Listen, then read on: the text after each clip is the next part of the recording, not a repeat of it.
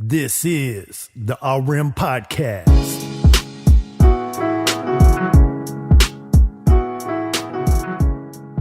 What's going on, everybody? I'm Ryan McClark, and I'm hosting the RM Podcast, and this is episode 1 of a legacy of more episodes to come. Most of you listening probably heard episode 0, and you get the concept of this podcast, but I'm going to sum it up one more time. This podcast is about bringing value to you and showing you the entrepreneurs of the world in a highly technical world that we live in. So without further ado, I would like to present to you an entrepreneurial veteran, rapper, artist, producer, Rowlan. Now, Rowlan, before we start, can you tell the people a brief summary of your life thus far, what you've been up to?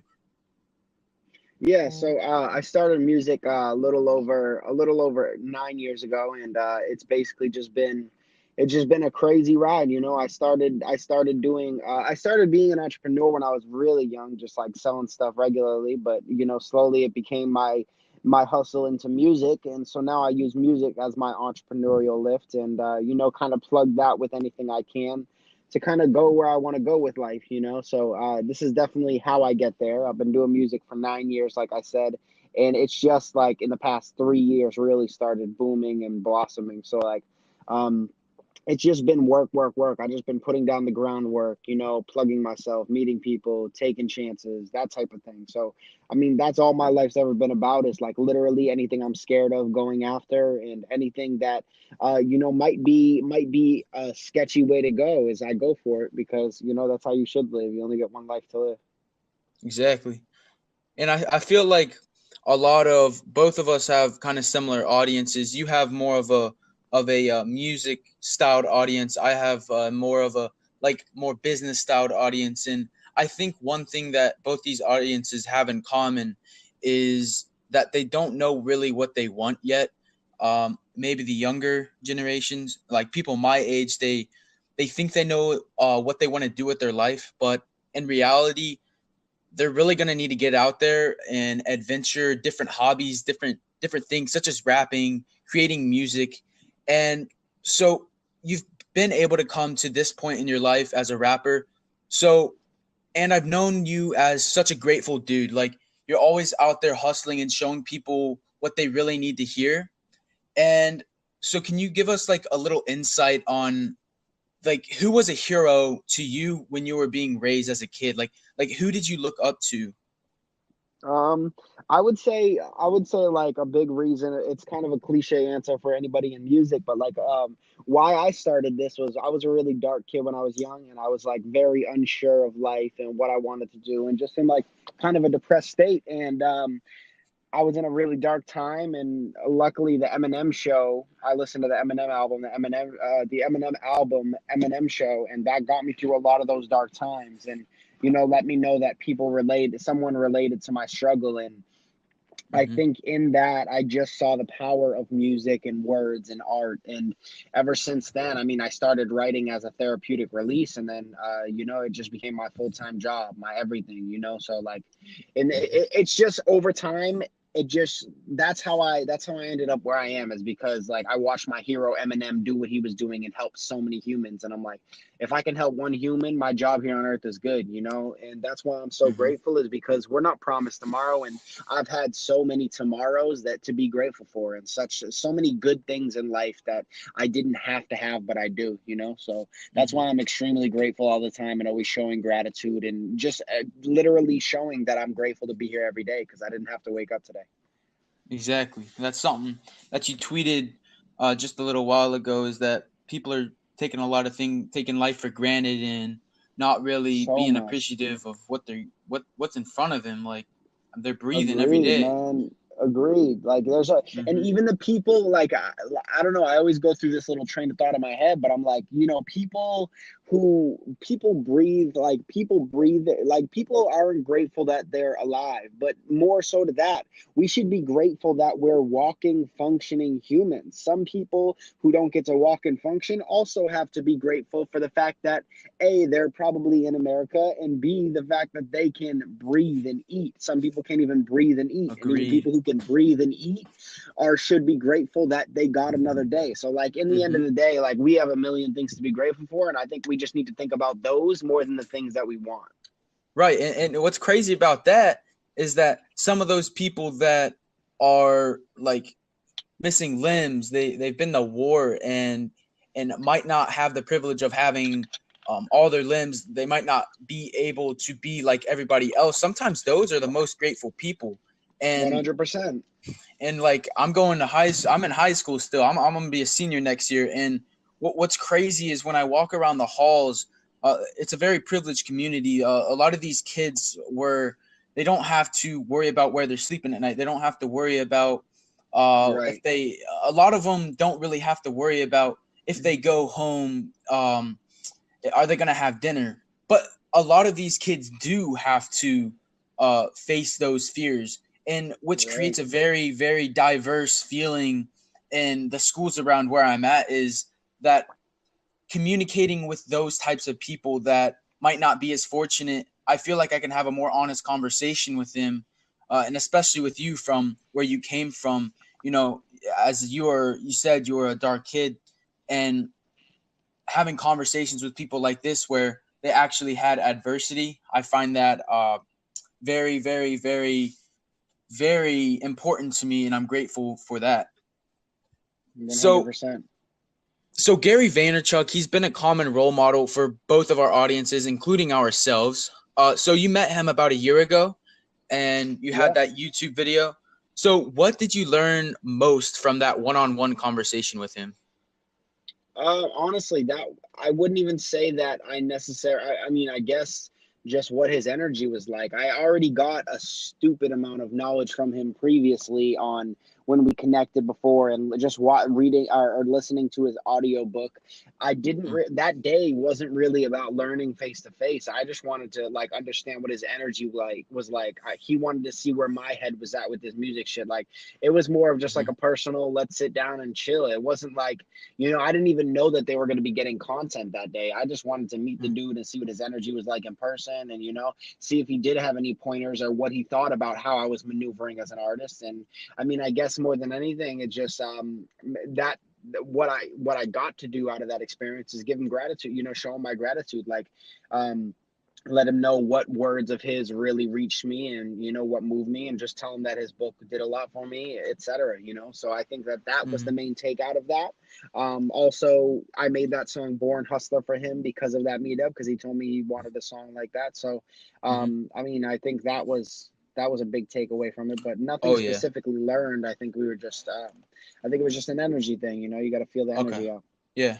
Yeah. One thing I got from that song "Born Hustler" was uh or do you want sympathy? And that's what I tell a lot of my peers and sometimes people, that 100%, bro. they're expecting something to be given to them, and it's like, are you expecting success to be given to you, or are you expecting sympathy? Because expecting either, well, you're probably not going to get it if you expect it, but if you make it happen, then it's going to happen. You just like, and that feeds into the next thing I want to say.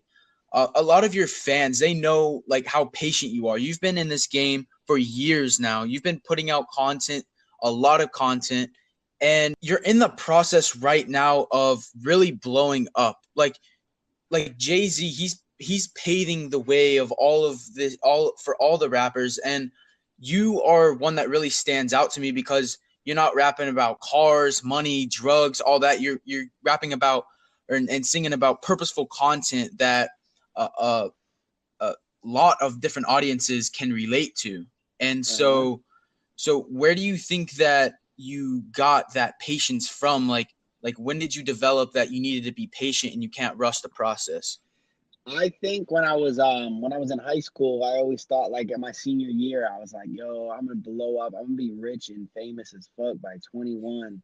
And like in the end of the day, like I just realized like I think the patience comes from realizing even though I want to be a place doesn't mean that I'm ready to be in that place. How, like, let me give you an example. If I had this exposure that I have now 5 years ago with the whack music I was putting out, it would do nothing. Now I have the content. So if someone finds my music with this audience I have now, they're going to cling to it. If you had heard my music 5 years ago, if you heard me on Gary Vee, then you listen to my music, you would have been like, okay, he's cool. He's nothing special. So it happens when it's supposed to happen.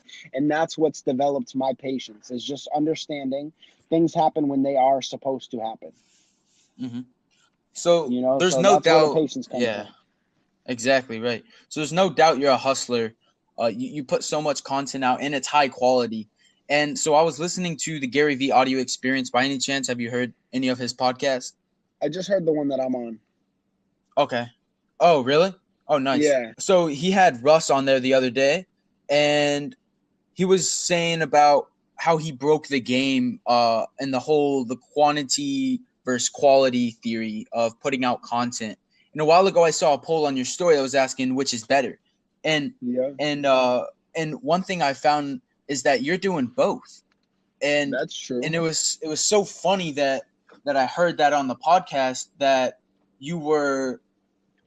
Russ was doing that as well. So, and I was like, I think Russ is a little further in the game than you. So I think for sure. And exactly. So like you're destined to blow up. And that's what I think all these people that are listening to this podcast and that listen to your music need to realize, is that just because you're in a, I would say, not really stagnant, like are you like really really blowing up right now, or are you kind of predicting? I think that no. I mean, there's a lot of right now, there's a lot of growth happening for sure. A lot of new fans reaching out, a lot of new DMs, a lot of new, but this isn't the big blow up. This isn't like I have had no big mass media push in a long time. So like, this isn't the part where all the blogs are pushing me and like, I'm the next big thing. I'm not at that part yet. I needed more of a versatile sound before then. And I think that music that's going to get me there is actually in the works right now, because I have a lot of crazy new stuff that sounds like nothing that I've ever heard, along with all my people. So I think that I'm not there yet, but the time is coming. I just feel like everything's supposed to align when it is. And we're getting to that point, but we're not there yet. Right. And that's what a lot of these people listening to this podcast, now that's a lot of value that you just presented, is that patience, that perseverance, and the persistence, the consistency with the content. There's multiple songs that you release monthly. Am I right? For sure. Yeah, for sure. So do you just listen to rap, or like what are some other genres or artists that you listen to? I'm big into R&B stuff. I really like Red Hot Chili Peppers. I was a big fan of X, XXXTentacion. I was a big fan of him because he sounded kind of like Red Hot Chili Peppers mixed with some like hip hop stuff. So I don't know. I'm just I listen to hip hop for a majority of it just because I'm studying the better ones. And, obviously a lot of pop, a lot of Drake stuff, just because, there's something he's doing and he's succeeding. And along with Russ, he's doing a lot of pop stuff. So I'm just studying the people who are really like, in their lane and doing it, for timeless reasons, not some trendy thing. Right. So since you listen to all these different genres and stuff, I'm assuming you have a very creative mind. Do you see yourself as the more creative type, the more technical type? Like when you're writing your lyrics, when your songs, they have a very clear objective. And as soon as you hear the beat, when it turns on, actually the beginning of this podcast that I'm starting, the intro, as you may have heard, I sent it to your manager and he heard it, he liked it. And it has a little bit of the Born Hustler song feeling to it. And really, so like that 90s boom bap, like East Coast shit. Yes. And my boy, he's from Toledo, Ohio, Baywood. He may have reached out to you one of these times. I told him that he should push some of his audio to you. Maybe you'll rap to some of it. I told him send you an email. And so he created my intro and stuff, and I'm liking it. And the whole it really brings the whole hustler status to the podcast. And yeah, that's the stuff you need, man. Oh yeah. So what is the best advice that you would have for your younger self? Like now you have all this content, you're building an empire of music Yeah, content. I would say stay consistent and, don't be afraid to try new things and flex new ranges with your music and break down boundaries and just make sure you get on every single platform as early as possible and start cranking workout. You don't got other shit to do with your free time, so do that. Hmm. Exactly. So have you ever like reached out to Gary about getting on Monday to Monday? Yeah, I mean, I don't know if you have yet, but that would No, be some I pretty don't. I dope don't hit stuff. him up for like any type of. I don't hit him up for any type of that type of thing. Right, If they right, like a song, right, they find it. I keep it just very right. like, friend to friend level. You know. I got you. Right. All right, man.